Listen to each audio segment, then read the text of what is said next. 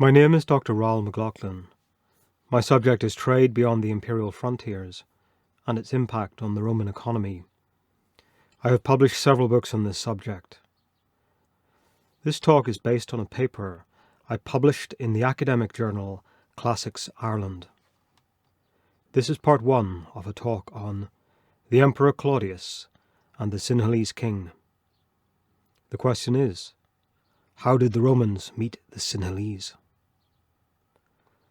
The Romans were well aware that their Mediterranean empire was not the only powerful regime in the ancient world, and there were other prominent powers in the east that matched their administration. Some Latin poets publicized ideas of a global Roman authority, but their views were far from reality. Anyone in a Roman crowd moving through a commercial district could see evidence of a wider ancient world in the fashions worn by rich patrons, the incense burnt at religious altars, or the spices that flavored many Mediterranean meals. This is the ancient world described and evidenced by the ancient sources. Roman emperors received envoys and representatives from powerful regimes in southern Arabia, Persia, Iran, Afghanistan, the Indus region, central India, and the Tamil kingdoms. However, the embassy that came from the island of Sri Lanka is described in significant detail by a source close to imperial power. Consequently, this episode is important for understanding how the Roman elite viewed their place in the ancient world.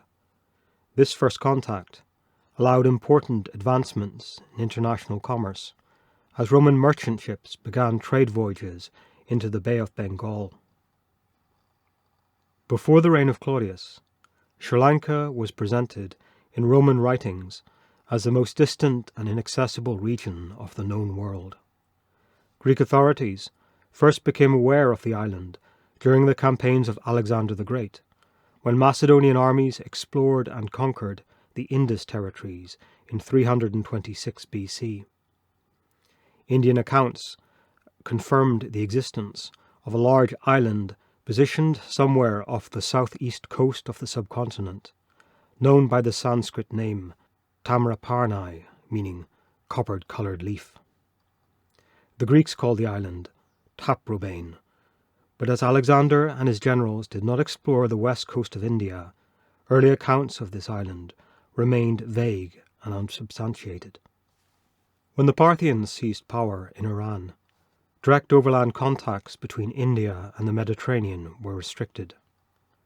In about 118 BC, the Ptolemaic regime in Egypt established a maritime trade route to the Indus kingdoms via the Red Sea. But this was a dangerous undertaking, and Strabo claims that by the mid-1st century BC, fewer than 20 Greek ships made the annual voyage to India. The situation changed in 30 BC, when the general Octavian annexed Ptolemaic Egypt, and the region became a Roman province. During the reign of the Emperor Augustus, large numbers of Roman merchant ships began utilizing the annual monsoon winds to sail to western India. They departed from the Egyptian Red Sea ports with cargoes of bullion and Italian wine to exchange for spices, cottons, and precious stones. The geographer Strabo accompanied the Roman governor of Egypt on an expedition down the Nile to the frontier city of Syene. At Koptos, he received reports that 120 merchant ships had begun making annual voyages to India. In the following decades, a few Greek captains managed to reach the Ganges, but Strabo regarded them as merely private citizens and of no use regarding the history of the places they have seen. Consequently, the section of his geography dealing with India is constructed from earlier descriptions and claims dating from the era of Alexander and the Macedonian successor kingdoms. The first Latin author to mention Sri Lanka was the poet Ovid, when he was living in exile at the Thracian town of Tomis on the west coast of the Black Sea. Ovid was banished by Augustus in AD 8, when the emperor took offence to some threat or insult that the poet preferred to call an error. Seeking refuge, Ovid found himself in a marginal town where he complained that few people spoke Latin. After years of exile, the poet's final works were addressed to influential people in Rome, appealing for an end to his banishment. Ovid cited degrees of remoteness to emphasize the isolation he felt in Thomis and stress his pitiful condition in exile. He believed there was no advantage in having his words read or praised in Rome, while he himself languished far away on the edge of a distant sea. He contrasts the cold winter climate of Thomis with the desert heat of Syene at the southern limit of Roman rule in Egypt. More distant than Syene was the island of Sri Lanka in the Indian Ocean. Only the stars of the night sky were more remote and inaccessible than Sri Lanka. In particular, the Pleiades, prominent during the onset of the Mediterranean sailing season and used by Western pilots to navigate their ships homeward. Ovid tells his advocates in Rome, "I cannot believe that any exponent of my interests would come here to Thomis. It gives me no advantage if my words are still read, or more surprisingly, give pleasure in Rome. What use would it be to me if I am praised in hot Syene or Taprobane, surrounded by the Indian Sea? Do you want me to go further? What if the far distant stars of the Pleiades are pleased by my writings? What benefit would I receive from that?" By mentioning Sri Lanka, Ovid is projecting his isolation to places beyond the reach of Roman authority. In his memorial commemoration, the Res Gestae, the first Emperor Augustus listed his accomplishments and declares that, "To me were sent embassies of kings from India, who had never been seen in the camp of any Roman general." But this contact from the extremities of the known world did not include the Sinhalese. Throughout the imperial period, Roman trade with India increased popular awareness of the distant East and its unique products. Important details about Indo-Roman commerce are preserved in an anonymous Greek merchant guide called the Periplus of the Erythraean Sea, which describes Roman trade voyages in about AD 50. The date is confirmed by mention of King Malichus, who ruled the Nabatean kingdom during this period.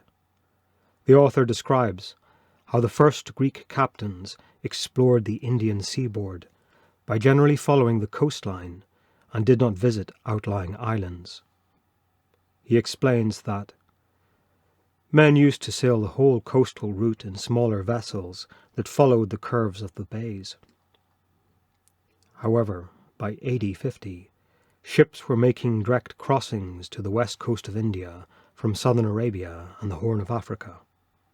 These voyages were made possible by the gale-force summer monsoon winds that carried large Roman ships across the open ocean at speeds greater than 6 knots.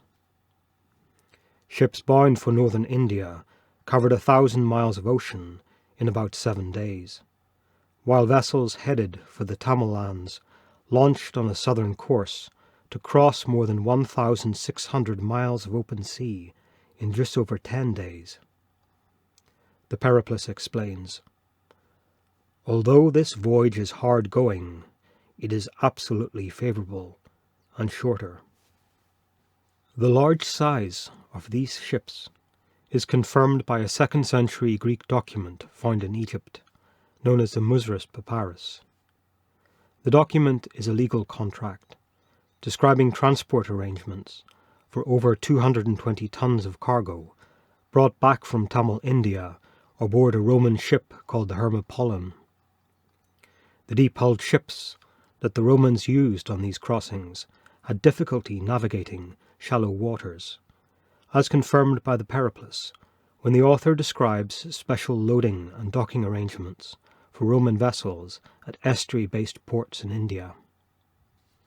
In particular, these large vessels found it difficult to navigate a treacherous line of reefs called the Palk Straits, which stretched 85 miles from the southern tip of India to the neighbouring island of Sri Lanka. Consequently, by the mid-1st century AD, most Roman vessels did not sail beyond the west coast of the subcontinent, but relied on Indian shippers to bring merchandise from trade stations on the Bay of Bengal to the western Tamil ports of Muziris and Elsinda. Writing in the Augustan era, Strabo knew that Taprobane sends great amounts of ivory, tortoiseshell, and other merchandise to the markets of India.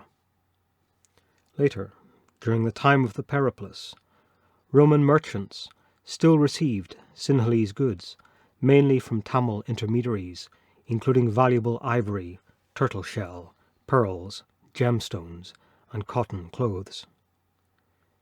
Pliny quotes earlier authors who wrote that, "To procure pearls, Indians go to the islands, the most productive of which is Sri Lanka." Vast sums were expended in this commerce, and Lucian describes how affluent Roman women were seen with eastern sea pearls worth many talents dangling heavily from their ears. An Egyptian talent was worth 1,500 silver denarii, and Juvenal describes gemstone rings in Rome worth 50 denarii. The value of this commerce is confirmed by the Muziris Papyrus, which lists a cargo valued by Roman customs officers and agents of a moneylender who offered a loan with the goods as security. This single Tamil cargo was valued at almost 7 million sesterces, after the payment of the government customs tax, the tetarche, set at 1/4 value. Tamil merchants might have misinformed Greek traders about the scale and character of Sri Lanka to discourage Roman captains from sailing around the island to markets in the Bay of Bengal. But other factors contributed to the confusion expressed in Greek and Roman accounts of the island. Arab ships sailed over 1,000 miles down the east coast of Africa to a trade outpost called Rapta, just south of the equator in Tanzania. Rapta was close to Madagascar, and the Roman merchants assumed that this unexplored landmass might be part of Sri Lanka. The association was probably encouraged by the native fauna, as millions of years ago the two islands were part of the same landmass. Some animal species remained similar. For example, the loris monkey in Sri Lanka resembles the lemurs of Madagascar. The two islands also have similar freshwater fish in the rivers that confirm their shared heritage. So when the Periplus describes Sri Lanka, the author explains that only the northern regions are civilized, and the island extends almost to that part of East Africa that lies opposite. A geography written by the Latin scholar Pomponius Mela confirms the Roman worldview in the mid-1st century AD. By this era, the islands of Britain and Sri Lanka were believed to occupy the furthest edges of the known world. Claudius launched the conquest of Britain in AD 43, and Mela celebrated this achievement with the claim, "Observe how the greatest of leaders is opening up a land long closed, and conquering peoples previously unsubdued and unknown." But on the opposite corner of the known world, the Sinhalese landmass remained remote and seemingly beyond the political reach of Roman authorities. When writing about Eastern territories, Mela considered the theories of Greek geographers who understood that Eurasia occupied only a small section of the world and postulated the existence of distant, undiscovered landmasses, including a southern continent called the Antipodes.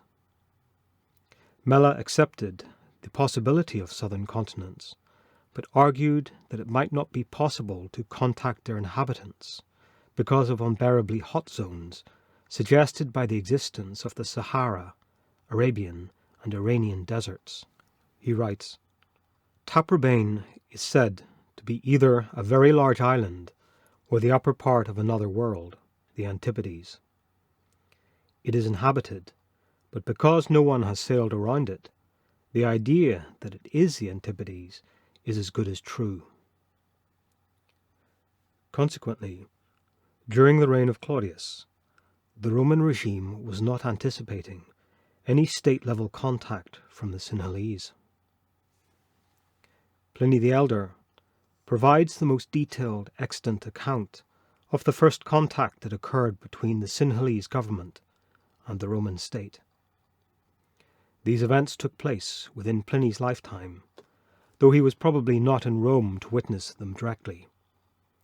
During the reign of Claudius, Pliny served in a series of staff and command positions on the Rhine frontier, returning to live in Rome when Nero became emperor in AD 54. Pliny describes the incident in his encyclopedic Natural History, completed in AD 77, after a period serving as an advisor to the Emperor Vespasian. In the Natural History, Pliny collected and discussed geographical accounts written by Hellenic scholars. He confirms that previous authorities had believed Sri Lanka to be part of an entirely different world, referred to as the country of the counterlanders. The Romans knew India was subject to ocean monsoons and extended into tropical zones that endured weeks of persistent rainfall, and this probably encouraged the concept that these distant regions were outside the normal natural order. When Pliny describes the Sinhalese, he emphasizes how the island was beyond the confines of our natural world, but it shares our vices, as gold and silver are valued there. According to Pliny, contact with Sri Lanka was made by a freedman working for a Roman businessman named Annii Plocami. Pliny explains that Annii Plocami had obtained a contract from the treasury to collect the taxes from the Red Sea. This could have included duties from ships docked at the Roman Red Sea ports of Berenike or Myos Hormos. Annii Plocami belonged to a merchant family with far-reaching business interests, ranging from Italy to the Red Sea. During the Roman Republic, the Annii family were grain shippers, and Cicero mentions a Marcus Annius when he lists Roman merchants who could testify against a corrupt governor in Sicily. In the Augustan era, the family became involved in trade ventures into the Indian Ocean, using a network of business slaves and freedmen. These activities are confirmed by Greek and Latin graffiti in a desert rock shelter visited by caravans headed to Berenike port. The Latin graffiti, dated to AD 9, reads, Ilissus, slave of Publius Annii Plocami, came here 3 days before the nones of July, in the 35th year of the emperors. The early date in July suggests that Lysias was involved in a late sailing to India or an early venture to southern Arabia. Plocami probably had associates and freedmen managing his commercial interests near Rome, and inscriptions from this period mention a businessman named Annius Seleucius, a town magistrate called Annius Maximus, and a freedman of Annius Eros, who was a partner in another trade association. Bidding for Red Sea tax collection contracts must have been another means for the family to increase their profits. Pliny records that another member of this commercial family, another freedman of Annii Plocami, was to discover a new route to Sri Lanka and change Roman fortunes in the Indian Ocean. This is the end of part 1 of this lecture on Claudius and the Sinhalese king. Please see Part 2. Did Claudius receive Buddhist envoys? For more detailed information, see my books, The Roman Empire and the Indian Ocean, and The Roman Empire and the Silk Routes. Follow the link below. Thank you.